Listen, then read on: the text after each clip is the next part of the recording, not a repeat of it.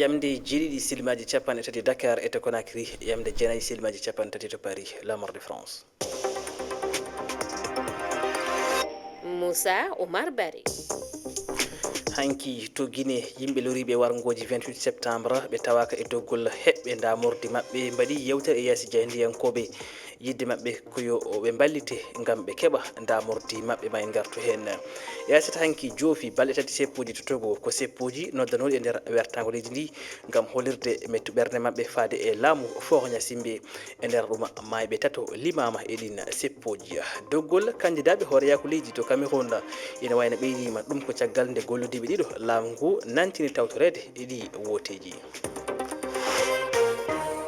tedduɓe heeɗiɓe RFI fulfulde on calminama bisimilla moon e kabaruji ɗi to Guinée e nder lewru joyoɓuru faltino ndu gouvernement leydi ndi fodina wonde maɓe dokku yimɓe 350 lorinoɓe e wargoji 28 septembre hitande ujunnaje ɗiɗi e jeenayyi hakkeji mabɓe kono hanki ɓe loriɓe ɓe tawaka e doggol heɓuɓe damordi maɓe juɓini yewtere e yeeso jayndiyankoɓe gam hollude mettu ɓerde mabɓe heɓe namni ardiɓe leydi ndi yo balluɓe gam keɓa damorde mabɓe. Mamadou Adama Diallo. ko rewɓe e worɓe loriɓe wargoji 28 septembre ujune ɗiɗi e jeenayyi jokki landitagol hakkeji mabɓe ɓeyruɓe tawaka e wonaɓe e jonnitede kaalisi fewnuɗo o e hille hiɓe tawano e doggol wullitiɓe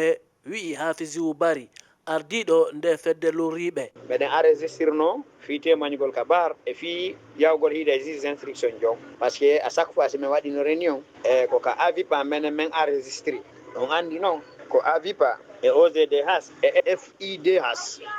donc min enregistrino e ɗin ONG ɗo misnami fayu code d'enregistrement an on ko 761